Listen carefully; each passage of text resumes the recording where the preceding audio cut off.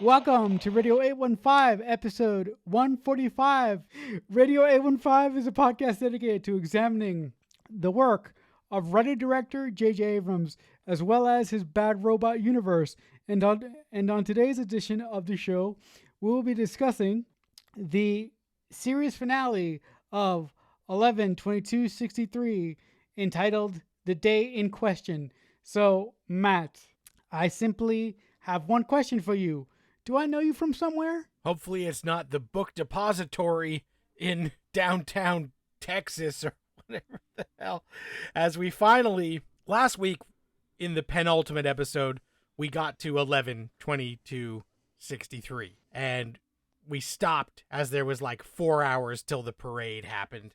And now we resume with our hapless idiot Jake still stumbling around trying to figure out how he can stop Lee Harvey Oswald from killing JFK, because he has not stopped him to this point, and the future or the past keeps pushing back and things keep going wrong, like as he's racing to get there to try and take this guy out before he takes out the president. Everything is going wrong, and you're just like, dude, you knew that you needed to be in this place at this time. Why are you cutting it so close?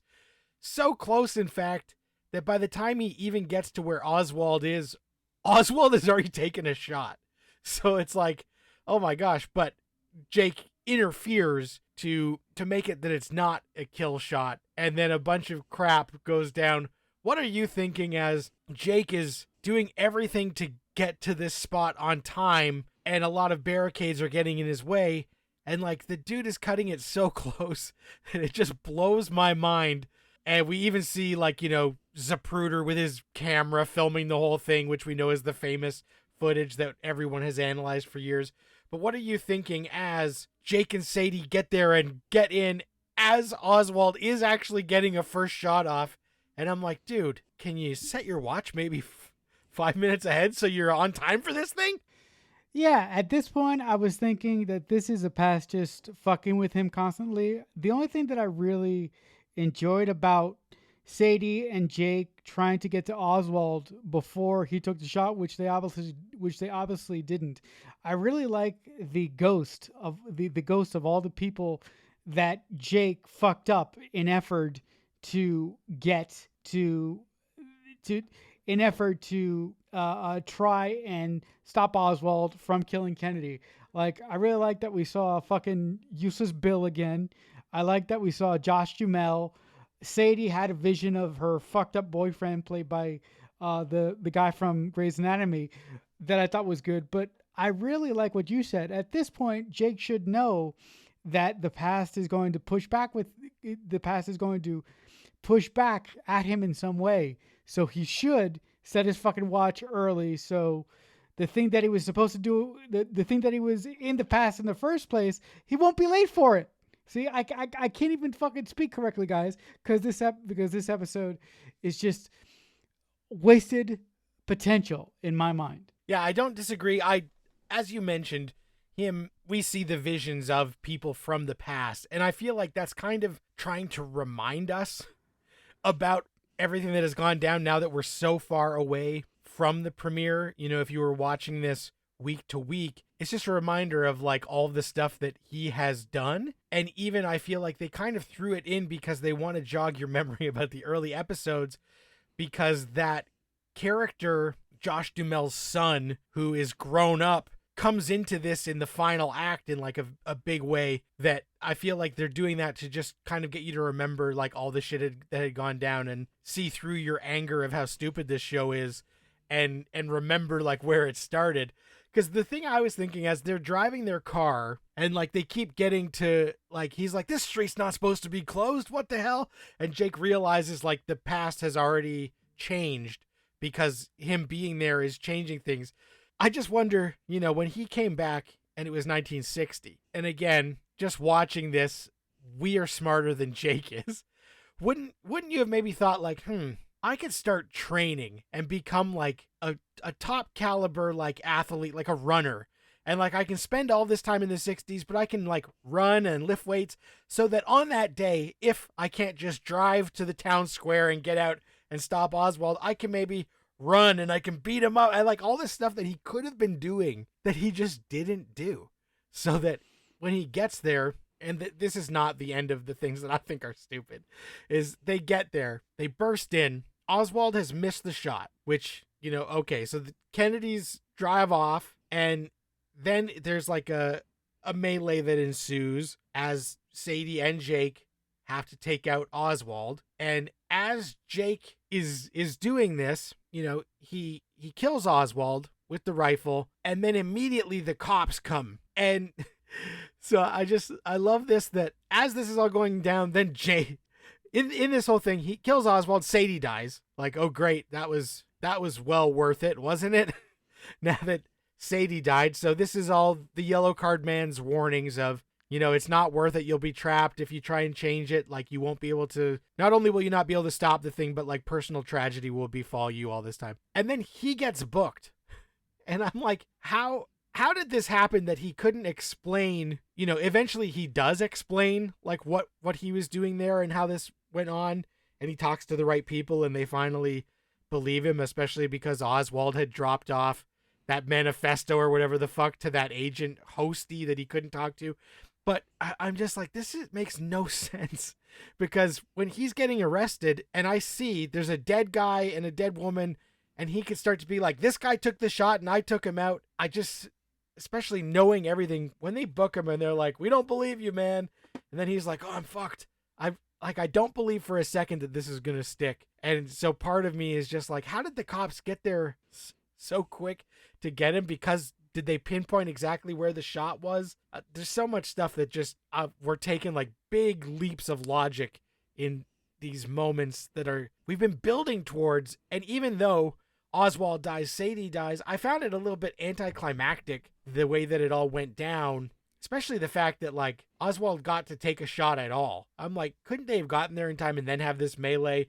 So like, obviously it's because they needed later for Kennedy to know that Jake saved the day. But I almost would have liked to have seen a universe where they don't even know anybody tried to take Kennedy out. How would that have turned out?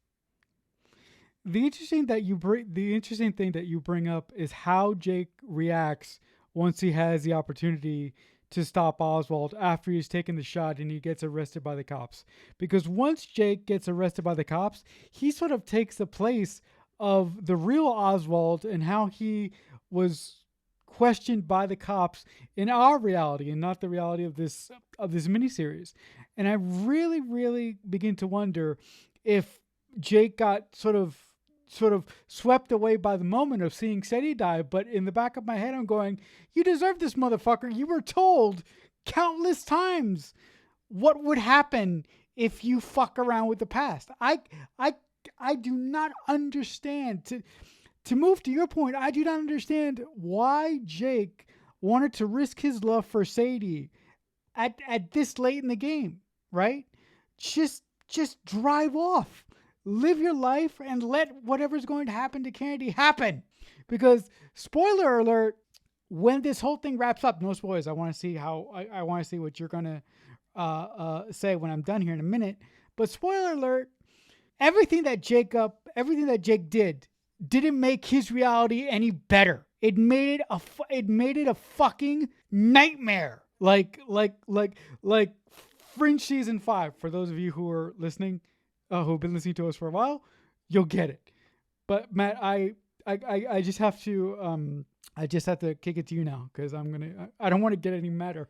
Well, the only thing that bugs me is, the whole time I've been saying, like, how do they know that stopping this is going to make a better world? And as we find out, it doesn't. So that's fine. But it really feels like a contrivance that Sadie, she kept saying, like, I'm in this now, I got to go with you.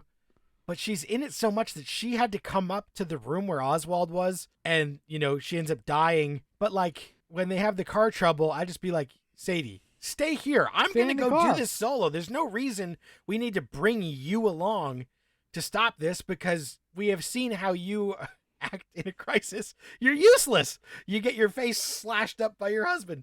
So I'm like, let's just leave her in the car and have Jake do this. And then we can still have them be together, but he can see that the world becomes a nightmare and then has to make his choice, nightmare world or the true love, and he's going to have to fix correcting nightmare world, which I think if he sacrifices his shot at love, it's more powerful later when he has to make that decision rather than like the love is already taken away from him. So no matter what, he can't be with Sadie. And if he keeps trying to do this, it's going to be painful because he's going to get stuck in this loop. But I think making the choice, if he actually had the option of, do you get to live out your life with this woman and have a happy life, but what you did fucked the world, or choosing to unfuck the world, but you have to say goodbye to this woman and you know you can't be part of her life, would have been a greater sacrifice for Jake. Because now it's not, should I fix the world because the world is screwed? It's, well, I'm going to experience pain no matter what. So the way I can kind of mitigate that pain is by going back and not doing any of this. And that might make me feel better. And even though I had this great thing and it's gone, I knew I could never get it back. So I kind of wondered like why they would have killed Sadie off. Cause I almost would have preferred, like I said, this make Jake actually have to make a tough decision at the end. Cause here it's like all roads lead to shit. So he's got to go back.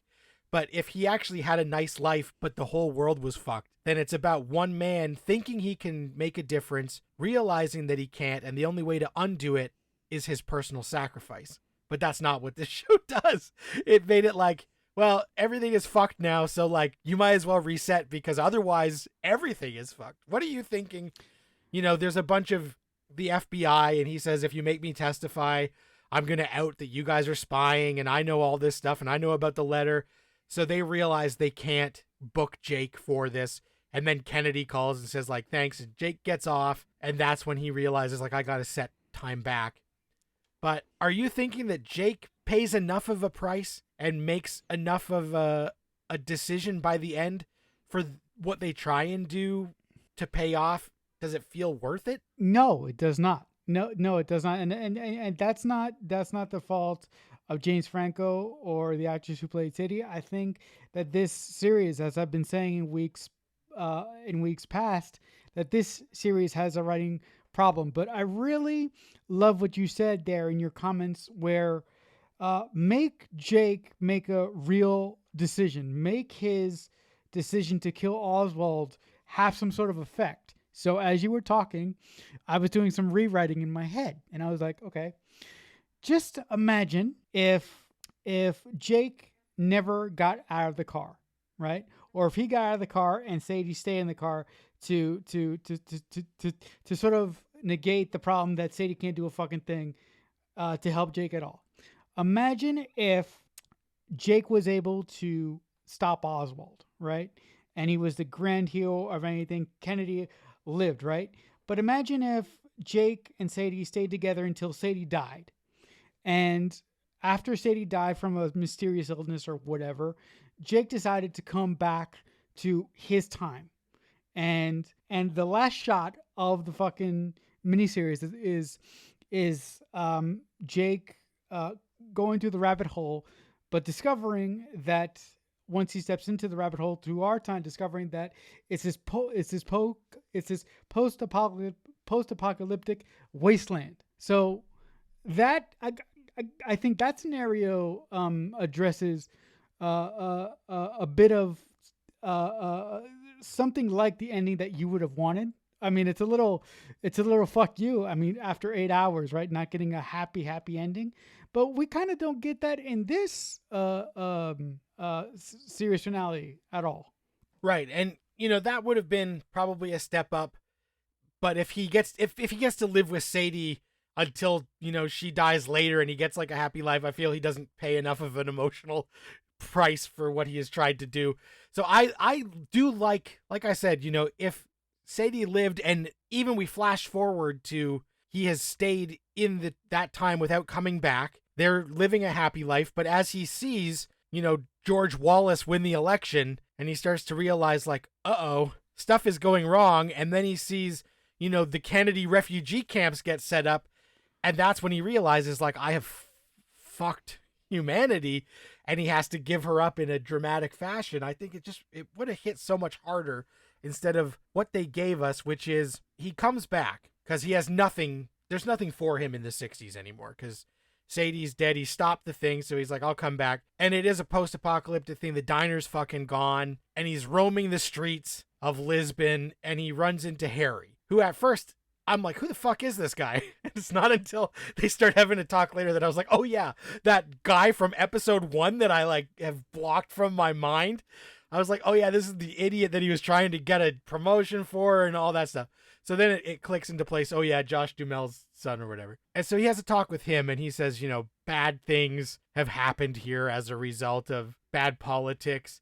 And he says, like, I've been waiting for you to come back.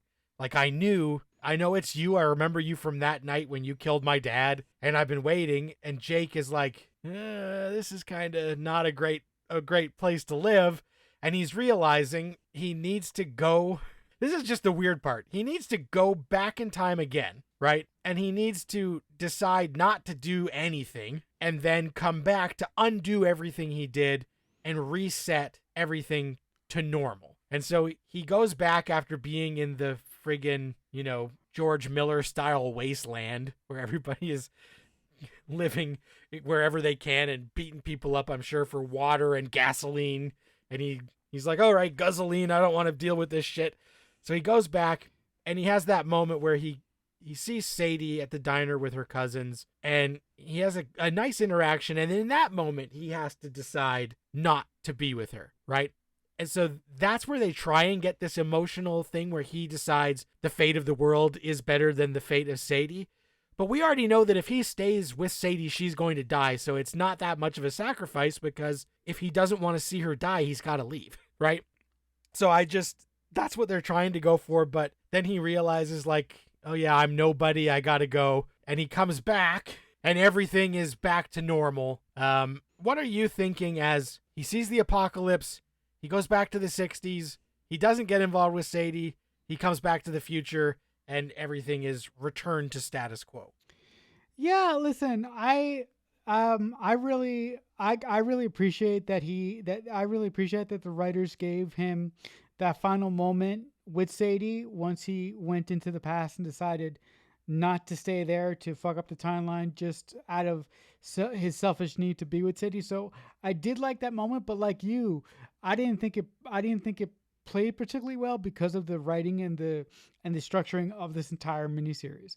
There's so many other things that the writers could have done to make Jake's decision more impactful to the audience, and I feel that they didn't do that at all. When Jake goes back to our present day, I would have really liked it if he would have taken his experiences from being in the past and falling in love with Sadie and built a life for himself again. Try to start anew instead of finding an older version of Sadie who's being honored in Jody for being like the teacher of the year by the married Jody, and then staying with look, this is gonna make me sound like an awful person, but staying with a older version of Sadie just because you love her so much. And it was kind of funny that when they were having their last dance together, Sadie, the older version of Sadie, kept hinting to us that she sort of knows this man from somewhere. So I'm guessing that came from Jake's final journey into the 60s to say goodbye to Sadie and to make the decision not to stay back there, because as you said, if he stays back in the 60s with Sadie, things are going to go wrong and she's going to die. So that was interesting to me. But again, I would have either liked him to try and rebuild his life after he came back into our time, or since I hate this goddamn series so much, I would have had him kill himself. Well, that would have been dark as shit. Yeah, I mean, but that's just a little bit of how I viewed the situation. I had a few issues where, Jake has this interaction with Sadie and he realizes he can't get involved or like things are going to go bad, but he doesn't even like whisper in her ear, like, your husband's a fucking psycho. Make sure you kill him before he does anything to you. So I'm like, Did he totally forget that she had a psycho husband waiting in the wings, that if she ever tries to move on, he's gonna fucking come and slice her face up? Like, that was bizarre that he didn't mention anything to her about, like, just so you know, he's going to find you. Get ready, train, get good with a gun. Like, I would have just said anything to this woman to let her know that, like, things are not going to be great. And even when he meets old Sadie, she says, like, I have had some ups and downs in a hard life. And I'm like, yeah, she had to kill fucking George from Grey's Anatomy on her own. And I'm sure we don't find out. And I would just be like, hide the clothespins. Like, this guy's coming after you. I really, really like your take, and it's really, really interesting to me that in Jake's final meeting with Sadie, that he didn't say anything about Sadie's ex crazy wackadoo husband, because I would have said something. The other interesting point is when old Sadie is being honored at that function at the Jody High School in our present day, it's not really explained who's Sadie's husband, who old Sadie's husband actually is. So I think I think you're definitely onto something there, where the writers could have done, a patch here or there to make this episode make some kind of sense. But to be honest, I kind of lost hope in this entire series weeks back. So the little story holes in here in the finale don't kind of bother me as much as they did in previous weeks, because I was expecting this to be a race to the finish and kind of a mess.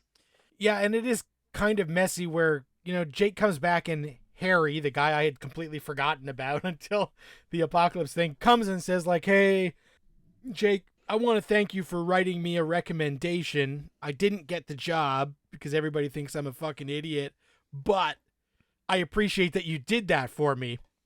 And then Jake breaks down and is like, I'm sorry I didn't help you. And he's crying. And the guy gives him a hug. But if I'm that guy, I'm like, what the fuck is going on with Jake? This is a bizarre reaction to me thanking him for writing a letter where he's like sobbing. So in that moment, if I'm that guy, I'm like, I don't know what's going on here. Like, I appreciate you wrote a letter, but I didn't volunteer to be your, pillow while you have a mental collapse. And then after that, which is showing like, small acts of kindness or whatever, Jake Googles Sadie. And the thing we will never know is, was this Sadie's fate originally before Jake went back? Was she always going to be this librarian who's the woman of the year and all that stuff? Or like, did her meeting Jake set her on some sort of path? We will never really know that. But he goes, and I was fingers crossed hoping that it wasn't going to be Sarah Gadon in horrible old age makeup, and I'm glad it wasn't, because I was like, if they just get Sadie and they put old makeup on her, I'm going to puke. And luckily they cast an older woman. But this was bizarre. I don't know. I'm not from a town this small, but we're given the fucking librarian woman of the year, and we're throwing a big party where the mayor gives like this tearful speech about how much impact this librarian has had. This shit does not happen in 2015 or 2016.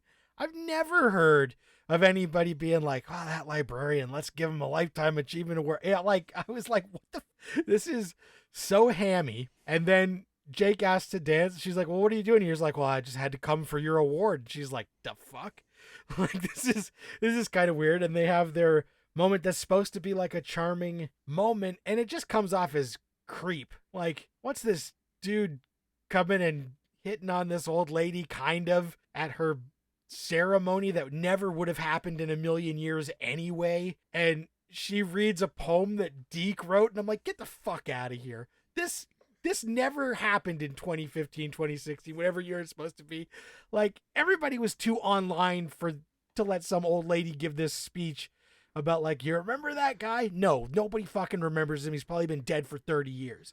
Like, the cynical part of me was just like, this is an alternate mysticism, fucked up reality that he has created where we're given librarians lifetime achievement awards. This is not, he's fucked something up worse in the past that he hasn't recognized yet. And Yellow Card Man's going to step out of the shadows being like, we don't give librarians award. I told you not to mess with the past. So I was waiting for that, but I feel like they're trying to show, like, you know, small acts of kindness, and Sadie's the actual hero of this story and what have you. But I was just so sick of where the show had gone that I was thankful it was over. But that last 10 minutes, I was just rolling my eyes so far back in my head, I thought they were going to fall out. A lot of these closing moments between between old Sadie and young Jake don't make sense because the writing was so subpar for this series. I'm not going to say awful because I've said that I've said that I've said that in previous weeks, but I really feel that this subject matter could have been covered better in a film instead of a 8-episode miniseries, which is really, really unfortunate. So if this Stephen King thing comes up ever again, I hope that whoever gets the rights to it does it a little bit better and does it a little bit more faithfully to the book.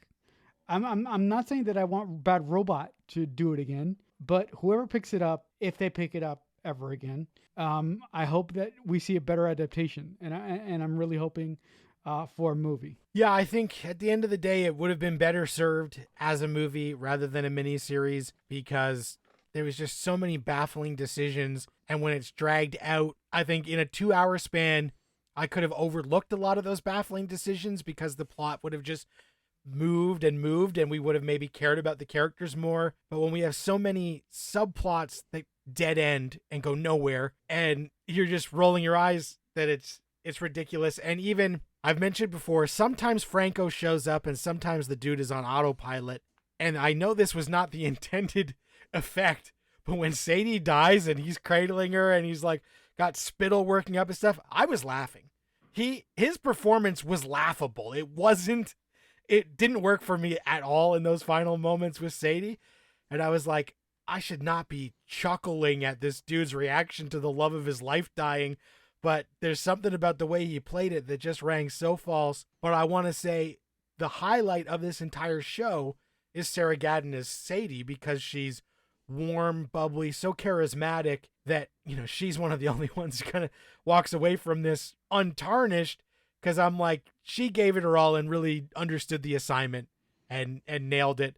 And Franco was just so dead-eyed half the time that I couldn't care less about Jake, and they just needed to give us a better reason for any of this to happen rather than my dying buddy told me I should do this, and I just did it on his word that it would make things better. I never even stopped to think, like, why would it make things better? And, of course, it didn't, and it was all for naught, and now Jake just realized, you know, small kindnesses are the way to go, and Sadie's the real hero of this whole thing, and I feel like we could have got that in 90 minutes instead of 8 hours. All right, guys. So Matt, if you're all done, I think we'll wrap up this discussion on the series finale of 11/22/63. All good. All right.